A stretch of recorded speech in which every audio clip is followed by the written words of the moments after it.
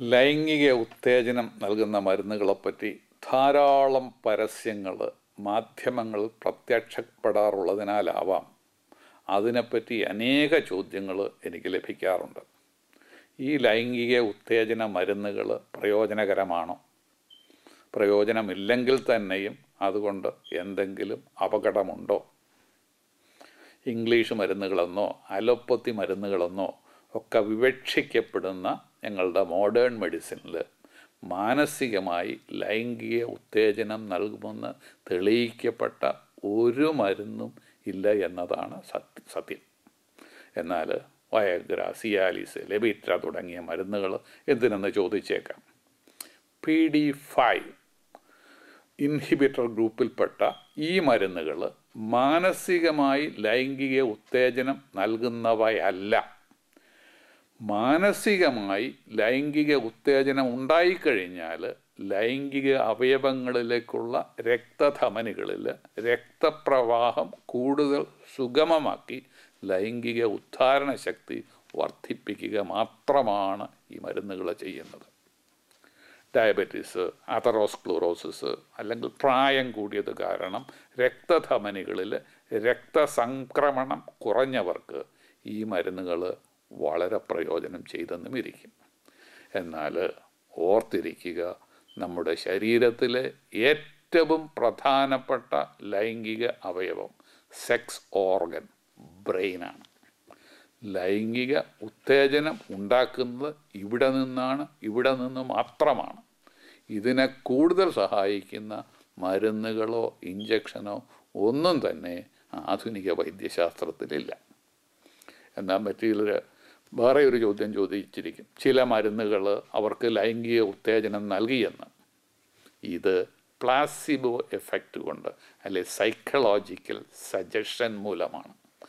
രോഗിക്ക് ഒരു മരുന്ന് നൽകിയിട്ടത് ആ മരുന്ന് വെറും പഞ്ചാരയോ ഡമ്മി ഗുളികയാണെങ്കിൽ പോലും പ്രയോജനപ്പെടുമെന്ന് രോഗിയോടൊരു ഡോക്ടർ പറഞ്ഞാൽ അത് പ്രയോജനം ചെയ്തെന്നിരിക്കും. അത് ഡോക്ടർ ആകണമെന്നില്ല, വൈദികനോ മന്ത്രവാദിയോ ലാടഗുരുവോ ആരായാലും മരുന്ന് നൽകിയിട്ട് പറഞ്ഞാൽ കുറച്ച് പേർക്ക് ഈ പ്ലാസിബോ എഫക്റ്റ് ഉണ്ടായെന്ന് വരും. പ്ലാസിബോ എഫക്റ്റ് അല്ല, മരുന്നുകൊണ്ട് പ്രയോജനം ചെയ്യണമെന്ന് അറിയണമെങ്കിൽ ഡബിൾ ബ്ലൈൻഡ് കൺട്രോൾഡ് പ്ലാസിബോ സ്റ്റഡികൾ നടത്തിയിരിക്കണം.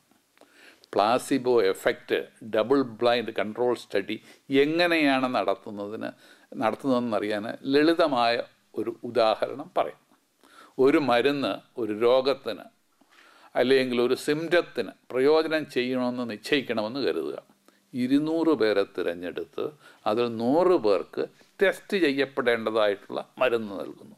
മറ്റേ 100 പേർക്ക് ഈ മരുന്ന് പോലെ തന്നെ ഇരിക്കുന്ന ആകൃതിയും നിറവും മണവുമെല്ലാമുള്ള ഒരു ഡമ്മി ഗുളികയും നൽകുന്നു.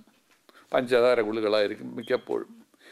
എത്ര രോഗികൾക്ക് ടെസ്റ്റ് ചെയ്യപ്പെടേണ്ട മരുന്ന് നൽകിയെന്നോ അഥവാ ഡമ്മി ഗുളികൾ നൽകിയോ എന്നോ അത് കഴിക്കുന്ന രോഗിയോ അത് നൽകുന്ന ഡോക്ടറോ അറിഞ്ഞിരിക്കരുത്.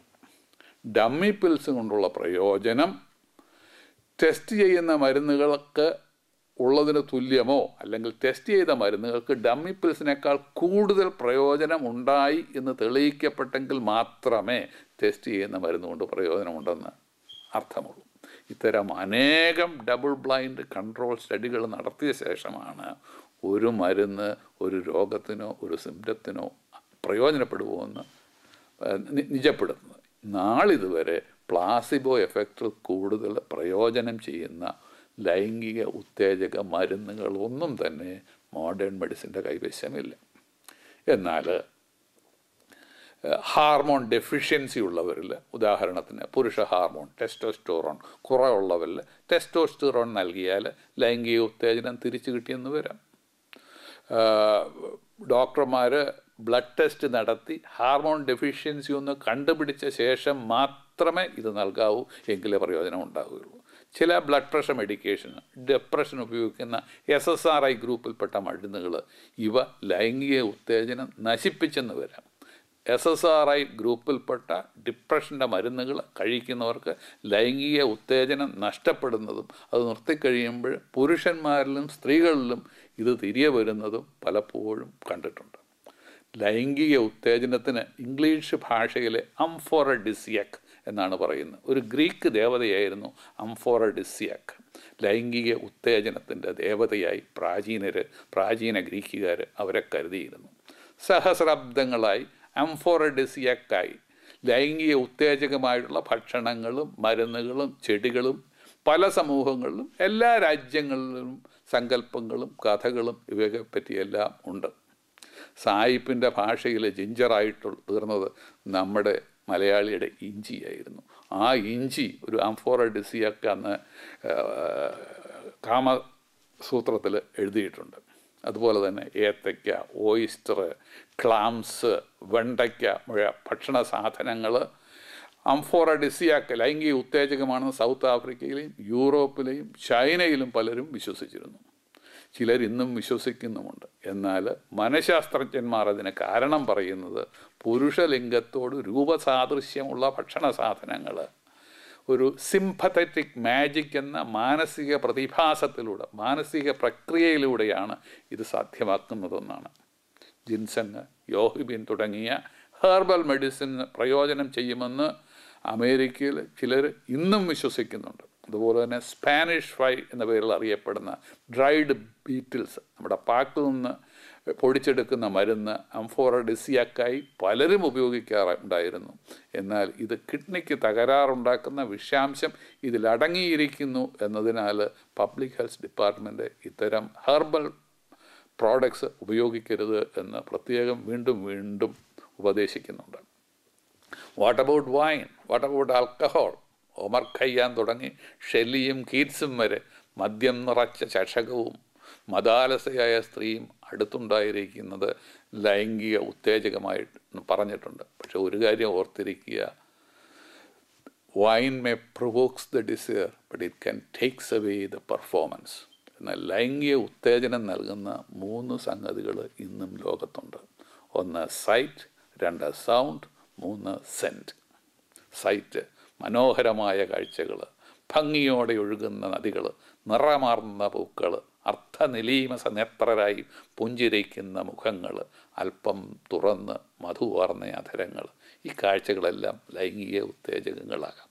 സൗണ്ട് മധുരമായ സംഗീതം, മധുരമായ കവിതകൾ, കിളികളുടെ കളകൂജനം,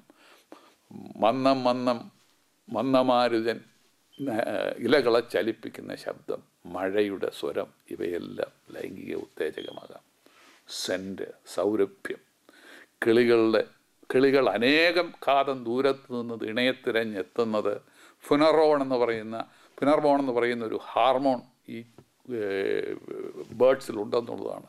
സ്ത്രീ പുരുഷന്മാരിലും ലൈംഗിക ഉത്തേജനം നൽകുന്ന ഫെറമോൺസ് കണ്ടേക്കാമെന്ന് പലരും കരുതുന്നു. അത് കണ്ടുപിടിക്കാനുള്ള അനേക ഗവേഷണങ്ങൾ ലോകത്തിൻ്റെ വിവിധ ഭാഗങ്ങളിലായി ഇന്നും തുടരുന്നുണ്ട്.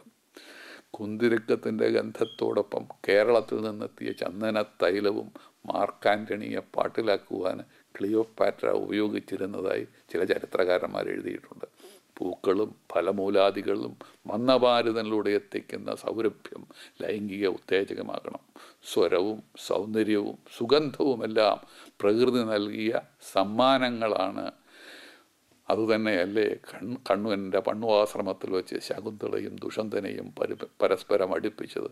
യമുനാ നദിയുടെ മധ്യത്തിൽ വെച്ച് പരാശര മഹർഷിയെയും സത്യവതിയെയും മാനസികമായി ഉത്തേജനം നൽകിയതും ഇവയെല്ലാം ഇന്നും നമുക്ക് ഉത്തേജകം നൽകുന്നവയാണ്. എന്തായാലും I'm very sorry, modern മെഡിസിനിൽ ഇതിന് ഇന്നും മരുന്നുകളൊന്നുമില്ല. ഇത് ചിക്കാഗോയിൽ നിന്ന് ഡോക്ടർ റോയ് പി തോമസ്. വരുന്ന ആഴ്ചയും ഇതേ സമയം